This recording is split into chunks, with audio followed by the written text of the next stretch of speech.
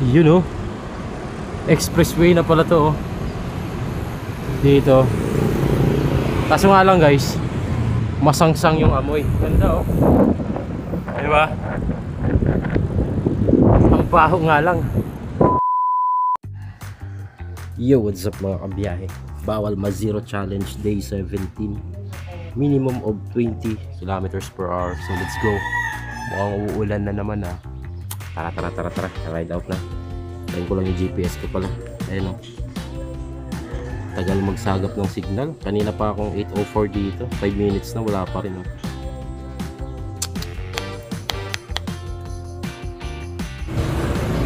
Eh, lintik na yan. Wala pa rin GPS signal yung speedometer ko. 8:16 na. At nakaka 1.4 kilometers na ako. Since walang GPS yung speedometer ko, wala siyang na-record na distance. Pambihirang karanasan. Thank you. Come again. Come again. Yun, finally, nagka-GPS din. 8:20. Binuksan ko siya, 8:04. 8:20 na nagkaroon.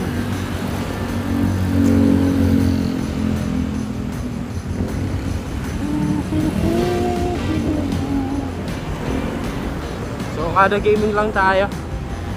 Takbuhan. Nibiyaheng bike ni Mike. Hehe. Nako, makulimlim yung kalangitan no? Sana hindi umulan.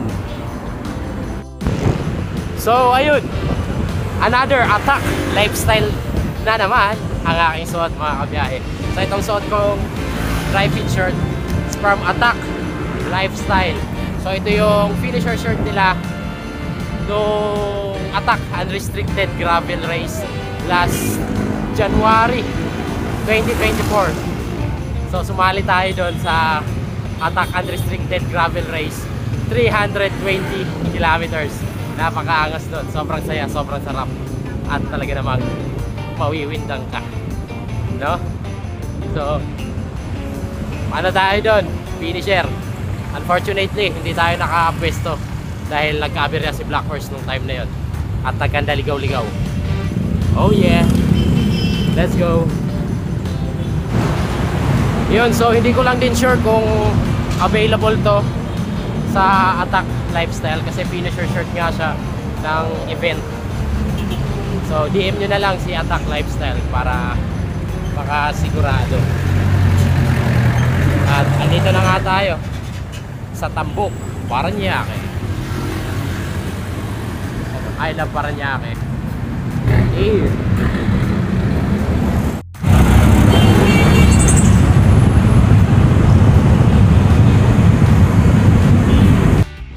So ayun, nakakalahating ikot na pala ako. So, na-confused lang ako dito. Na-curious kung may daan ba dito. So, tatry ko pasukin mga kabiyahe kung may daan ba. So, 5 km na tayo. 5 km, well supposedly that would be 7 km. Unfortunately, ang tagal kumuha ng signal yung Magin GPS. Ganyan talaga siya minsan, nahirapan kumuha ng signal, pero okay lang yan. 2 km lang naman. So first time ko pumasok dito out of curiosity dito sa likod ng Okada kung meron bang daan, pero parang wala eh. Wow, U-turn na dito eh. Okada uwi. Lang dito na. May harang eh. May harang, walang daan pa diretso. Ikot na lang tayo. Balik tayo sa ano, sa Okada Laps. Akala ko may tagos, may barikada dun. Kaya mo na. At least napasok natin yung bungad. Ganda ng building dito. Kulay blue. Then kulay beige. Okada.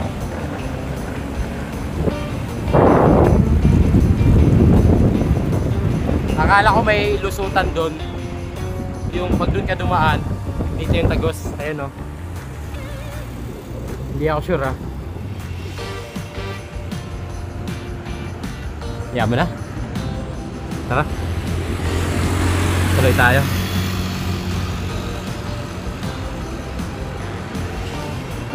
Bali, ang pasok ko nga pala sa work today is 11:30 AM. Let's see pa. Shoutout kay Kuya. Hey! So, 11:30 AM pa naman. Aga pa, 8:38.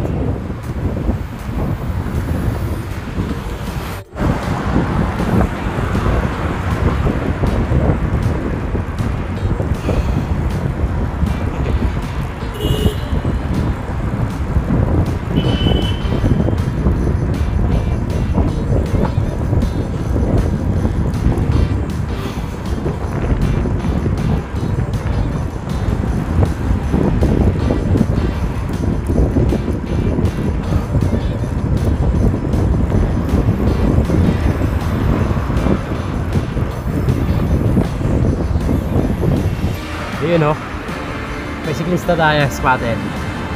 Dalawa, magkaduo, magkatropa, nag-iikot sa Okada.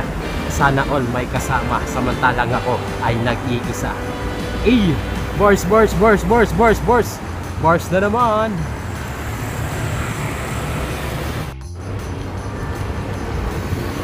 Good morning. Morning. Napunta. Oh, yun na. Ingat.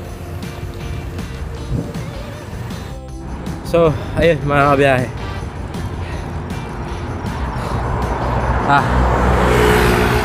Naka 3 laps lang ako dito sa Okada. Kakanan tayo dito, papuntang Pitex. Tapos rekta na uwi para sakto 20 kilometers. Kasi nakaka 14.4 kilometers na ako. Nga pala, shoutout kay Master DHA ng San Jose del Monte, Bulacan. Ayan, shoutout sa kanya dahil kalain mo yun. Naka-inspire tayo ng isa na gawin din yung bawal ma-zero challenge. So nag-start siya ng I think September 14. So dapat October 14 bawal siyang ma-zero. Alright. Ayan, shoutout sa'yo Master DHA. Ride soon. Pasyal ka dito sa Okada or sa MOA. Ikot-ikot tayo dito para bawal ma-zero. Ayan, at least minimum 20 kilometers per hour para naman hindi mema yung challenge natin na bawal ma-zero.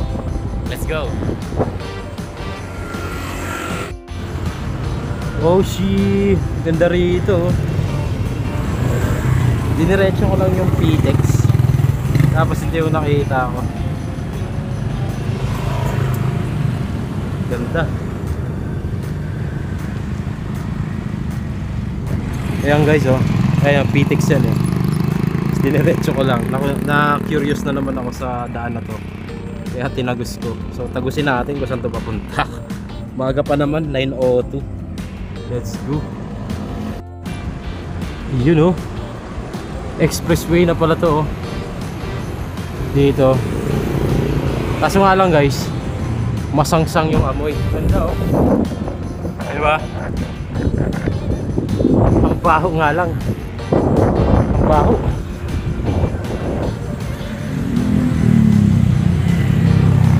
Saan lugar to? Bulungan sa Paranaque. Uy! Beach part.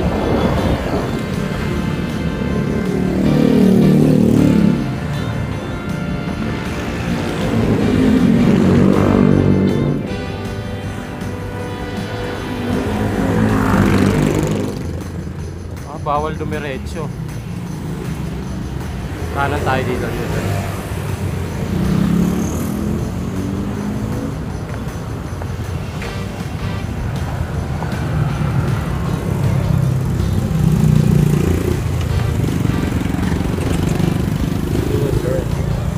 Ganda ng view. Ay, wala na, takpan na. Ano to? Dampa sa Paranaque.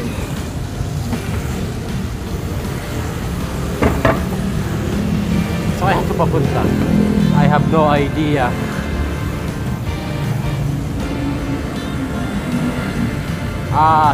Sheesh. Ang langsa ng amoy dito, guys.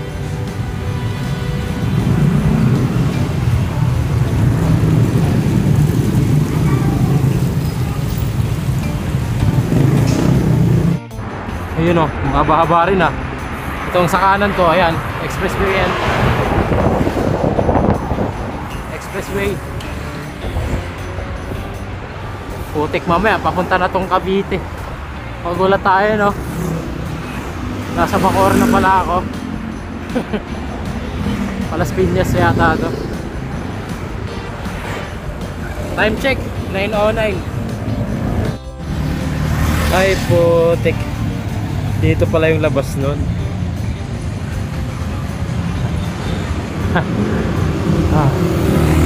Ang layo rin pala ng tinagusan natin. Pakabias na to eh, pag diniretso eh.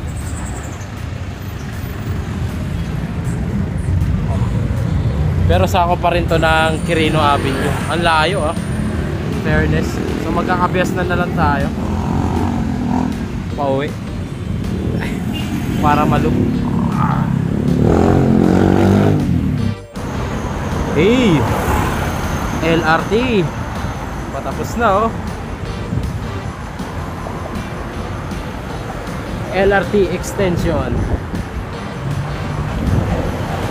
Grabe.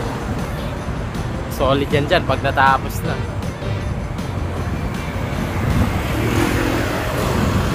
Ayan, paano na tayo? Multinational. Ang layo ng inikot natin, pambihira.